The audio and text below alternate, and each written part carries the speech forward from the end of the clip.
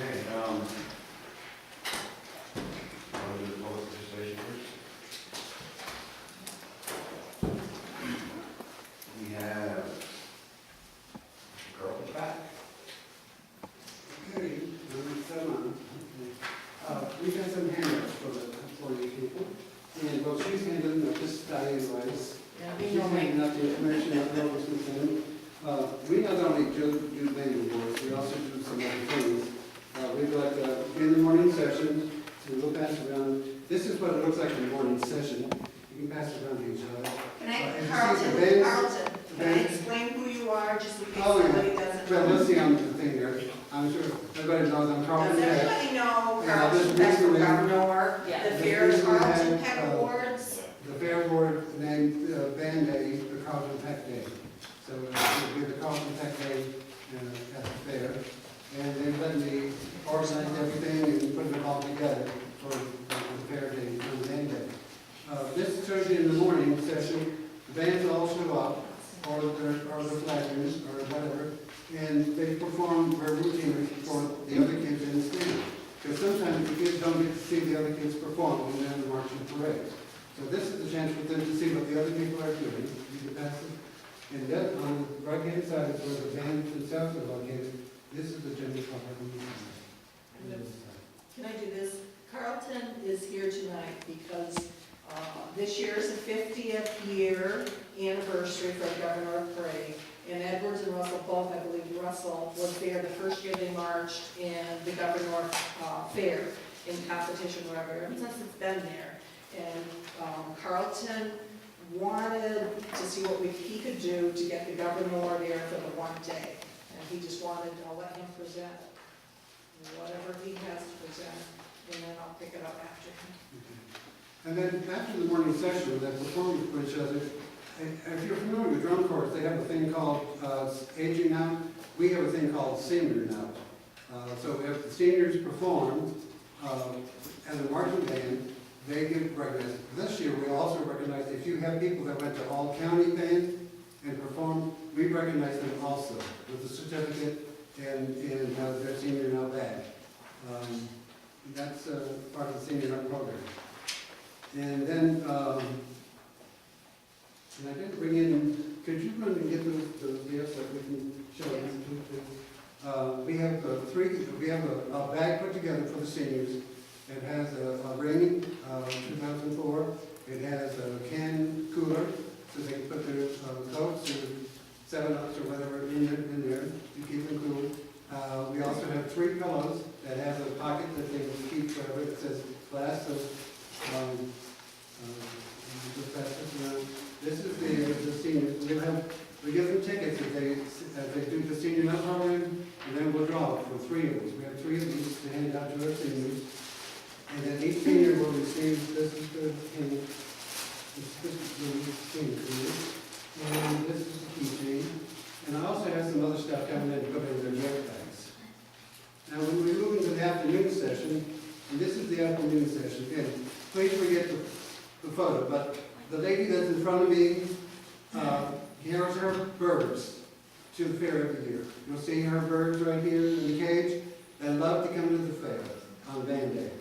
And so you see them there. But that is what they look like in their uniforms. And then there'll be photographers on hand who like pictures. This is Morrison one year, and that's Lisbon on the bottom. Morrison was doing, I think, Phantom of the Opera that year, and Lisbon just as flag. This is the certificate for 2 of them. One is, if it has a little star on it, it means that person is within the county band and is marching. And if it doesn't have a star on it, when we do the senior out, we just give them the certificate. They don't have a little star that says they're marching that year. And then the sheets that I gave each of you, we'll go through this. Actually, the first thing is this is the mascot on stage award. Mascots on stage. This is the categories that they're judged in. Their total point score is 50, and you can see their creativity and how they're judged on the next sheet below it. They're judged in 4 areas. And then the mascot that marches in the parade is this sheet of paper. And then on this side, if you don't have a band, like Harrisville's bringing a mascot in, and Diane is working diligently to get a band, she'll tell you about that on her time. But in the afternoon, this is some music that you'll see on the sheet that she can use and then set a routine to and perform. And I did bring the boom box here if you'd like to hear some of it, just to get an idea of what's going on. You can visualize it. And then this is the actual scoring sheet. And as you see down here where the X's are, those are the areas that your people will be judged in, because you don't have a marching band for the afternoon performance. But the young people that are like flag people, rifles, majorette or drum major. By the way, Glenn Goodell, that won the first award back in 1964, will be back this year to take part in the 50th anniversary. And Judy Paquette, that won the year after, 1965, will be back from Hilton to be there. And Dan Coleman from Hilton, the band director back in 1964, will be in also at the ceremony. And Patty Ritchie will be coming in too for the day. My gist here is that I hope you will see the things that you can do for young people. And from what I look into, the fair board will pay gas transportation if you use the bus to transport your people in to and from the fair. They also supply a small little extra money for each member that's in your band or in marching. $2 for grounds to pay for. I'm also checking with Governor High School that operates their lunch cafe in the school in the summer program, that maybe your kids can have lunch there during their break. So there's several things. If everything works out, there should not be any financial cost to you as the Board of Education. Just to consider that you take pride in your young people representing you as ambassadors, performing to their very best capabilities. And I think in the past, you've always had some champions come out of Edwards Knox, fantastic. You've got a tremendous history in the state already. So I look forward to having you come in for the 50th anniversary. Now, if you get one moment before Diane takes over, just play just a brief segment of the things that you've done to extend what you've been working with here. And you can look on the sheets there, that's why we give it to you. I know she'd be willing to accept anybody that has musical influences to work with her on putting this together. But if we play In the interest of time, would you mind if we were trying to move things along here? I apologize. Okay, that's fine. But she does have that, I gave her a report, so she does have it. And as you can see yourself here, she particularly likes the Patty Goodell. I'll turn it over to Diane now. And thank you very much for your attendance. Thank you. Thank you. Okay, what I've got first is Carlton's been calling me for a couple months now and explaining how important it was for him and the other administrators at the fair that Edwards Knox brings something to the fair, since Glenn Goodell will be there and stuff like that. And I understand that we haven't got a big enough band to march. So I've talked to several alumni, and I'm hoping some of you people can jump on board if we go through this. Along with, the color guard would be judged in the front line, because it would just be high school kids as it is. For the band, we would let the high school band members that can march, along with alumni from that 1964 and up. The parents, and I've got already several that are willing to participate and march along with the kids. And this, they won't get judged, but it's okay through the fair to do that. And it's also, it would be a big boost to Glenn Goodell, anybody else, you know. It's saying they have 50 years. I was here 50 years ago. And I think we could put something really big and really good together. And I guess some of the questions that would come up with you is insurance. I guess that would be your biggest thing. How does that cover the kids? Is that gonna interfere? My services, there's no director to pay for, or something to pay for like that. If we're getting bus drivers, that might be free too. We're working on that, I'm working on that. The only thing I need is use of uniforms, color guard uniforms, not the other uniforms, just the color guard. Use of instruments after June, after the school is out, so they're there. Maybe use of the school so we can practice marching here. Yeah, the director's free. I've got people helping as far as being directing. And I guess that's it. I just want basically your blessings to do this. I think the kids, it's last year, I'm sure that they'll be marching. So at least it's go out with a bang. And if you've ever marched, who's marched in here? I didn't play instrument. Okay, part of the board, I expect you to be there, supporting the kids. It would be a fun, it'd be an all day, marching 3 times. You guys will never get to march again either. And for the kids to see their parents marching beside them, Richard Giuseppe said he played drums, also does the bass drum, so he thinks he can handle that still. But his son plays snares and he's fantastic. It'd be nice if we could find some old Edwards and not some Royal uniforms. What's that? It would be nice if we could find some old Edwards and not some Royal uniforms and watch all And of them. where, like, we're gonna fit in them?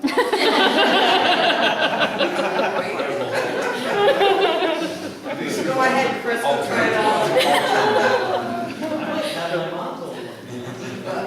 Yeah, you put white or you put something in here, A lot bigger sash than Let's just discuss it, because you guys, I heard you wanted the marching band, we didn't get it last year, and this year I think we can get it, make it look good, and have fun, and the kids are gonna enjoy it. I'm not for the whole year, I'm asking for one day. I think in order for us to make a decision one way or the other, on this, we have to know what the cost of the whole thing would be. There's gonna be some cost. What would be the cost though, the insurance, I guess that would be it. Whatever, we just have to know that upfront. And how that would be funded through the budget, through fundraising. Well, in the school, I know that could be fundraiser, the cost could be raised. But just I can know that- find out how much it is. I know the band has some balance still left in their funds. And whatever they don't have, I will have fundraisers to get this going. I can't see anybody saying no to this now, not this time. Well, just to have a plan, and see what actually this is all about, and, schedule, so we can have a real good discussion on, it sounds like a neat idea. I think it's a great idea. Yeah, so, it's You're marching, right? What do you play? What do you play? I don't anymore. It's like riding a horse, come on. Yeah, And that's the biggest thing, that, is use of the instruments after June. I would definitely need those, because a lot of people that play don't have their instruments still. And I think that they're usually handed in by the end of the year, so they're there. I really don't think it's gonna cost the budget or the school anything. I can work that I don't out. know how the whole instrument thing works, what the liabilities are. That's the biggest thing, the insurance is the only thing. Oh, that's cool. Thank you. Interesting. Yeah, thank you very much.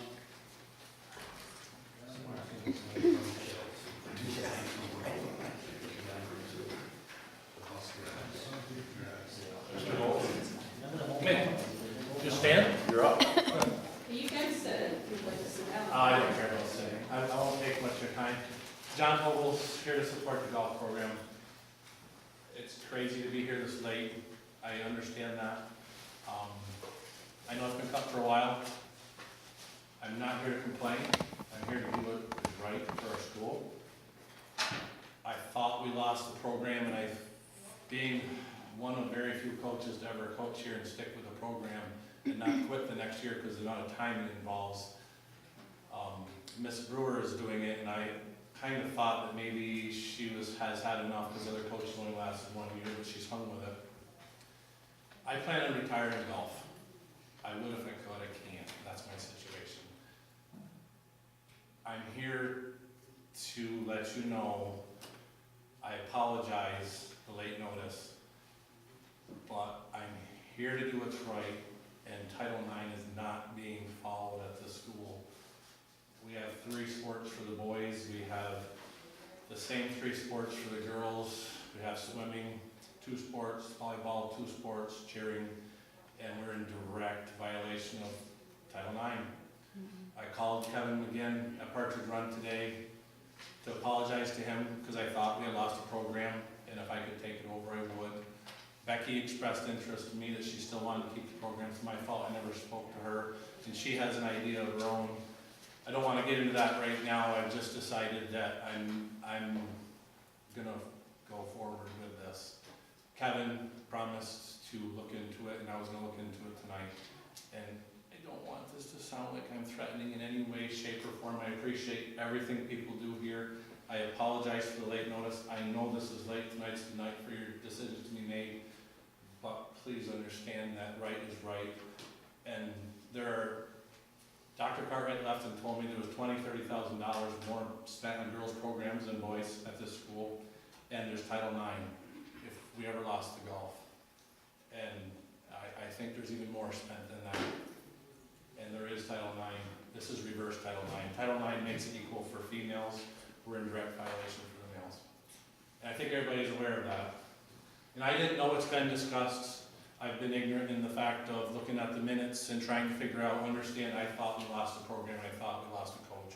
I didn't know Ms. Brewer was still interested in doing it next year, and I'm here to just say, we need to save this program. The boys need more. The girls have 3 sports in the fall, the boys have 1. The girls have so much more than the boys, and we need to keep the golf, if at all possible. Is the golf co-ed? It is not co-ed. It's not. The golf is a male sport. Coaches can elect to allow girls on the team. Steve K-Mac always had boys. He never let girls. If you remember right, Dr. Cartwright only had boys. I started the program and Kevin said, are there any girls interested? And I said, sure. So we took as many as we could possibly take. They get to go to the practices. He gives them free lessons, and when the matches start, it's the boys. However, if there is a girl that wants to compete, the coaches can. This is not a Section 10 sanctioned sport. You can call it Carl Norman. Coaches have the right to allow girls to compete. Like I had Danielle Gollinger on my team. I'd call Franklin Academy and say, you got a girl that needs to get some matches in. They'd say yes. I'd say meet here and we'll have a match with Danielle, and I would arrange that for her. We can't be in 2 places at once. We can't have girls sports and boys sports. Girls play from different tees than the boys do. It's a boys sport, and the girls just play like in the back or the other 9. We can't afford to have girls and sports and boys golf because it takes too much tee time. So I understand that was a misunderstanding too. People thought it was a co-ed. I mean, people thought it was a co-ed, and I understand why, because we've got just so many girls and boys. It is not a sanctioned girls sport, it's boys. So, I apologize again, I sincerely do. I think you guys do a great job, and I know you've made a lot of hard decisions. I just want you to please reconsider, make it fair for our boys at Edwards Knox. They deserve the same as the girls. And that's it. Thank you. Mr.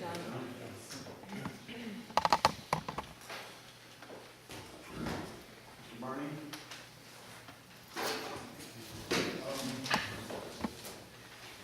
In fact, we're going to do the double rounding first. Okay.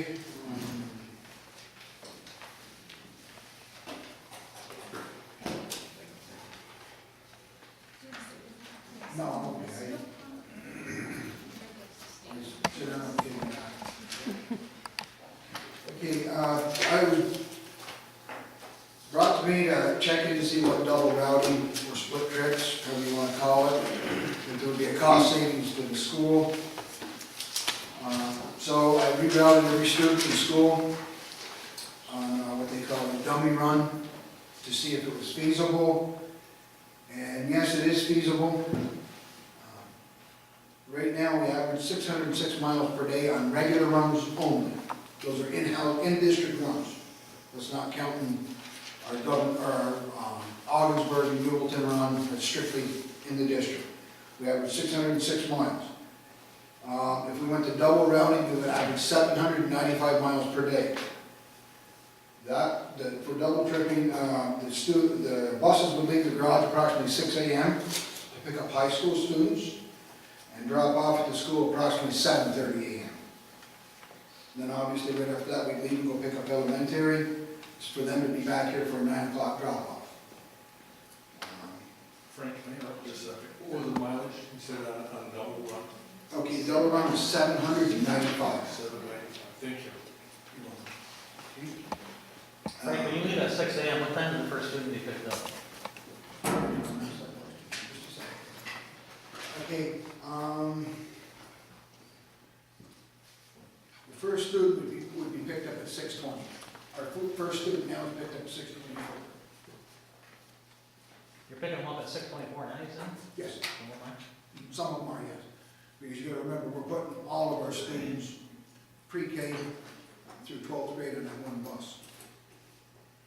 Okay, and in the afternoon, we're right there in the afternoon, the last student would be home at approximately 5:04, and that would be an elementary child.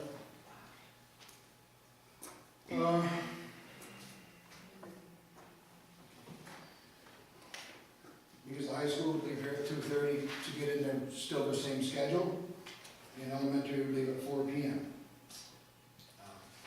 And on my sheet I had 5:15, but I actually went through the computer and got the exact time, because the computer will go by, I can program in like 35 miles per hour, you know, on an average speed, and will give me an approximate time in each pickup, which is what we use now when we send out letters in the fall, or I shouldn't say fall, here it probably would be fall again, probably snowing by then, but, you know, in August when we send the letters out, it gives an approximate time. Currently, right now, we have 12 regular runs, and this would reduce it down to 7 regular runs. Now, that is not counting the out-of-district routes, okay? This does not count any BOCES or the new pre-K runs either. Because no matter how we do it, they'll still have to run, because those students need that education there. The cons, and this is just something that I could think of, I'm sure there's more out there I haven't thought of. Obviously, it's going to be a longer school day. It's going to increase mileage, a little over 36,000 miles per year. So it's going to increase our cost for diesel by about 6,000 gallons per year. Obviously, A inspections would increase because we're required by DOT to do an A inspection, and that's from front bumper to rear bumper every 30 days or 1,500 miles. And obviously, it's going to require more tires because those 7 buses are going to get all the mileage instead of 12. How long does it take you to do an inspection, a 30-day inspection? Pardon me? How long does it take you to do the 30-day inspection About 3.5 to 4 hours for each bus? for each bus. Now, those have to be, whether the bus is driven or not, those inspections have to be done every 30 days. For instance, right now, our Augsburg bus, it goes to Augsburg, Newellton, they're done about every 2 weeks because we hit the mileage mark. Okay, so it's mileage plus time? Yes, it's either 1,500 miles or 30 days, whichever comes first. So feasibly, some of these buses in the district could be every 3 weeks, we could be doing an A inspection, possibly less, depending on exactly how the mileage came out. Right now, I'm basing it on this year's students. We have no idea, where the pre-K are coming in, or somebody moves in, that can adjust the run very fast. Sports runs, if we reduce down, they could become an issue. Obviously, hopefully, we would have more spares, but that doesn't necessarily work that way, because some people can't, you gotta have a job to survive. So that could become an issue. The big issue would be, a massive issue in this district, would be bus passes. On an average, I believe our permanent bus pass list is 4 pages long now, with anywhere between 30 and 35 students per page. Our daily bus pass list, that changes every day, can average anywhere from 30 to 45 students a day. Actually, today we were pretty fortunate, I think we only had about 25, which was a real shocker, because I think that's the lowest one I've seen since I started here.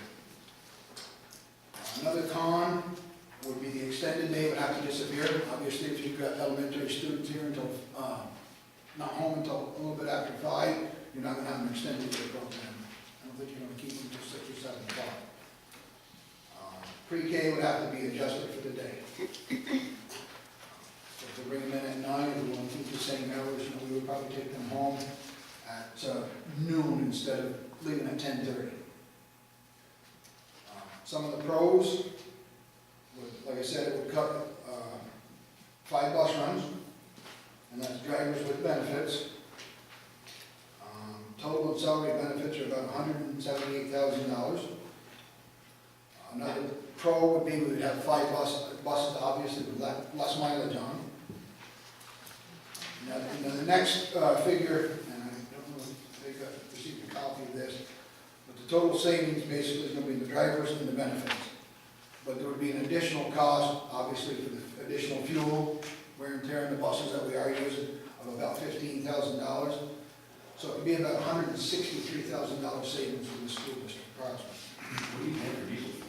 Pardon me? What are you paying for diesel fuel? About $3.89, and we're averaging about 6 miles to the gallon on a bus. And it doesn't make much difference between a 30-passenger bus and a 72-passenger bus as far as mileage goes. Our district average, when I do the IFTA report every 3 months, we're running about 6.2 miles to the gallon. Okay, so it's 6,000 gallons at $3.89, that's $19,000 already. That's additional cost plus wear and tear. Let me back up. You almost have to give the kids lunch. Oh, excuse me, yes. They're going to be coming in tonight, so their lunch would The be. 15,000, I'm sorry, when I did this, the 15,000 would be additional in maintenance costs, such as the tires, oil, wear and tear. Obviously, you're gonna require more brake work, because the bus, that did not include the diesel, I'm sorry. So Okay, so they would have to put the diesel on there also it's another $20,000 for fuel. for that 36,000. So we're taking 20,000 off, 178,000 savings? 163. The 163 takes off.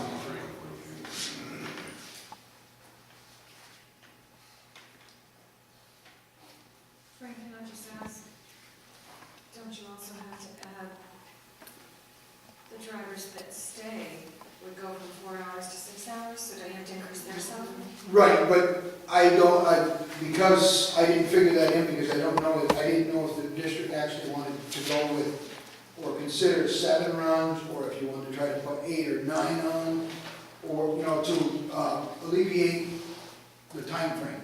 Unfortunately, the miles that our buses travel, it takes about an hour and a half to run to Pierpont, make that loop and come back right now. What it would amount to, current one because it's going to be confusing. And I just use these numbers because my computer program requires a bus number, so it's not necessarily this bus. Bus 3's route would be about 114.9 miles per day.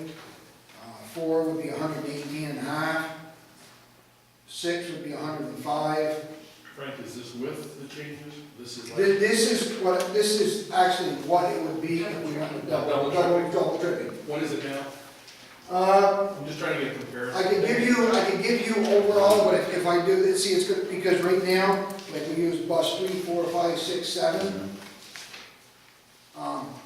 But the average miles we travel per day right now are 606. And it would jump up to 795. So you're looking about, almost, not quite, but almost 200 miles is what you'd be looking at as additional, depending on where our pre-K students live that we're picking up. What I did is when I did these runs, every student that's enrolled in school now was put on the next run, minus the seniors, because we know that they're going to graduate in June. Pre-K went to kindergarten. I don't have the pre-K numbers or any new students that we moved in the district to say. Now this is what it is in stone, which if we put it in stone anyway, it'll probably change tomorrow if somebody would move in or out. So that for double tripping, there would be a cost savings, but there's cons, there's pros and cons to everything. Frank, how many buses would you take out of your fleet if you did this program? Well, I don't know about takeout, but it would alleviate us 5 regular bus runs. Okay, obviously, you're gonna need to keep some of those, because if you're running sports, like now, some of our sports, like basketball season in particularly, we can take bus 3 and use it on sports run because it's done as a regular run. In a case like this, it would never be done by the time that bus had to leave to go to Canton or Potsdam or Governor, or wherever that trip was going. So if this was a possibility, you could also alternate buses to help in the. We would have to alleviate that's what we would normally do is, you would assign your regular runs to this, try to use your other buses for the spares, and then as these start to gain mileage, rotate it. Because obviously we don't want a bus going out of the district with 60,000 miles and one with 200,000 miles on it. You want to get your, money. So what you're hoping to do is, the drivers that are being laid off, they're gonna take your sports runs. I'm hoping, but like I said, that's you know yourself, Tom. On me, could I do that? No, I could not. I was asked to check into what double tripping was. This is what it is. I won't even give my personal opinion. Do any other schools do this currently? A lot of schools do double tripping. Potsdam, Norwood, and Governor is going to it next year. Actually, Governor, I think, just had an article in the paper that they were gonna do practice runs in August to make sure their scheduling worked out. So do they have to have an hour and a half in between, or is their time shorter? I'm not sure what Governor is doing. I talked to the transportation person over there. Since they run 40 buses, okay, that's the number she gave me, they're gonna start out with X amount of buses picking up, say, high school. Then their other drivers are coming in later, not that much later, to start elementary. And the reason being, I believe it's when the Fowler School closed, it just made such a large area for them to, get the kids all into one spot. Where before they would run buses like, I believe it was to Fowler and drop off and then pick up on other runs. I think it's how they did it. I looked at it as whether or not there's a cost savings, there is. But for every dollar you save, it also creates something else over here. I'm not the one that's going to sell this to the public. It was brought to me to look into double tripping. That's what I did. This is where it's at. There is a cost saving, but unfortunately, there's a lot of cons against it. Won't you have to pay your teachers longer? You stay here by 15? Their hours would just be adjusted. They come in later. They still work a 7.5-hour day. I talked to Sue earlier, we talked there, and my concern was that a lot of parents depend on the older kids to take care of the kids, and that was my concern. And I understand that, and somebody said, well, what if you flopped it around? Well, then we've got the younger kids going home before the older kids, so there's still no supervision. And you're bringing Pick in, up a kindergartner at 6:20 in the morning. My granddaughter's in pre-K, and I don't really think I'd want her up at 6:25 getting on a school bus, I'll be honest with you. That's my opinion. And this is something we started talking about a couple months ago for budget things. It wasn't necessarily for this year, but to look at cost savings, and it takes time to run it, and we do other districts for it. Possibility. Could be futuristic, but again, Frank just got it all put together. I agree with you 100%. And that's a con that I never thought about either. Thanks, Tom, I never thought about that. Tom just said we'd be running the back roads twice. If we shut down early, that would become an issue to get the kids home. Or on a delayed start, it wouldn't be that different, it would just be 2 hours obviously later to pick them up. But if we had to shut down for an emergency, I'll call it a snow day, storms coming in or whatever, that would be an issue. You'd have high school and elementary that are trying to get home. Should be taken home at the same time, it can't happen, because you're not going to have